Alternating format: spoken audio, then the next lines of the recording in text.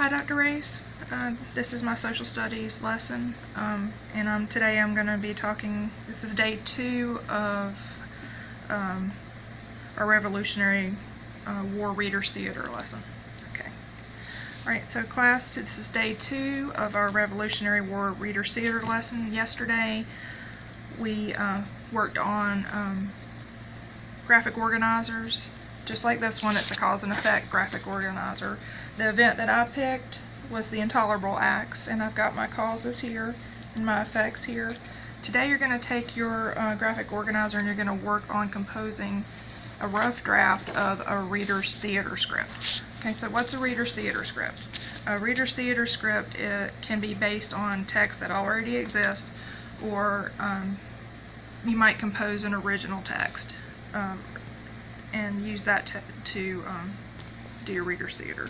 And that's what I want you to do today. I want you to compose an original reader's theater script based on your graphic organizer where you've already chosen your central event.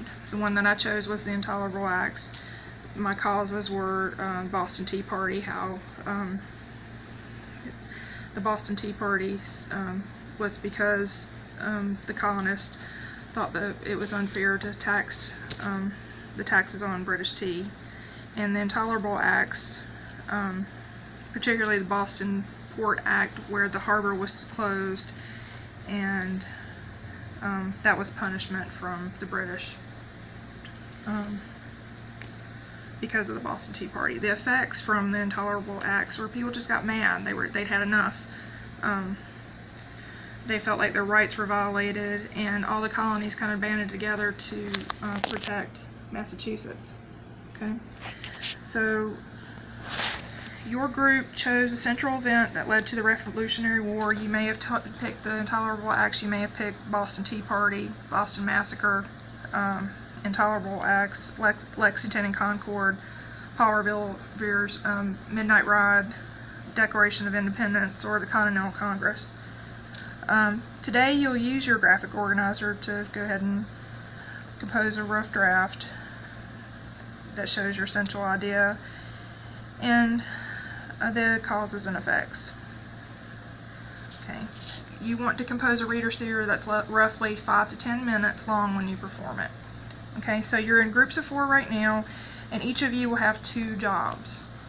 One job in the putting together the script, the composition of the script, and one job in the performance of the script. So for putting the script together, each group will have a researcher, someone who conducts any additional research you need to do beyond your graphic organizer, a scribe, someone who takes notes and puts the script together from group contributions, an editor, someone who revises and edits the script, and someone who's in charge of props, someone who will acquire any needed props for the performance. And for the performance, I want everybody to have a narrator, someone who's going to introduce the event that you're talking about, introduce the story, introduce the event, and may wrap up the story at the end. Main characters, they could be real, they could be imagined, but they're going to be relevant to the time period presented.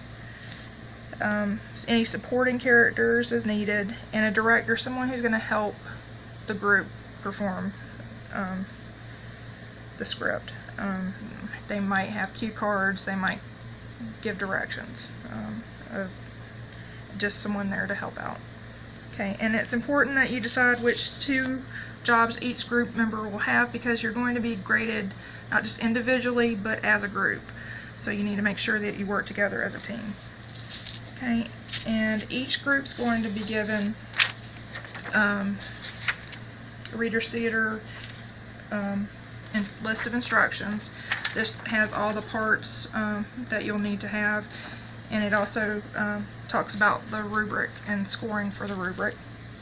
A narrative script, which helps you organize who's going to do what, and put your causes and effect, what your characters are going to be, what your supporting characters are going to be. And this will just help you get a little bit more organized. This is your rubric. shows how you're going to be scored, and it has individual scores and group scores. Okay, and I'm going to give you an example of a Reader's Theater script. This is an interview with President George Washington, and this gives you an idea of how you can present your script.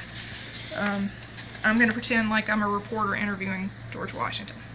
Okay, so I'm going to play both parts. Okay, so I'm interviewing George Washington, our first president of the United States.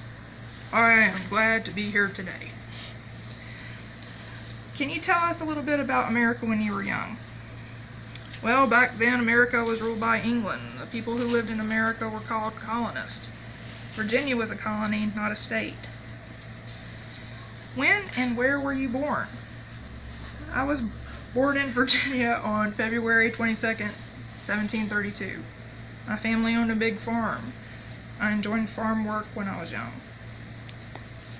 I'm going to skip to where he talks about the British and the military.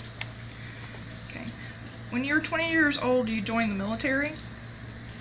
My first job in the military was to deliver a note to a man more than 300 miles away.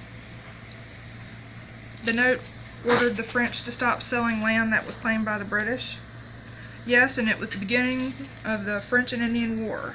The British eventually won the French and Indian War, and I was a colonel and leader of the Virginia's militia.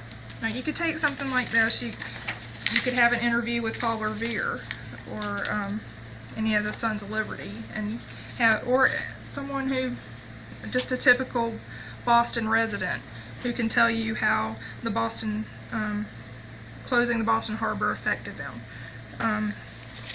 I want you to use your imagination. I want you to make sure that you have key details. I want to know the causes and effects. I want to know the central event. And so right now you're going to get in your groups, you're going to assign your parts, and begin your rough drafts. Okay, so you're looking for 5 to 10 minutes in your performance. And remember, look at your rubric, know what you need to focus on, and work together as a team, and have fun. Okay, all right. Thanks a lot. That's my lesson. Thank you, Dr. Race.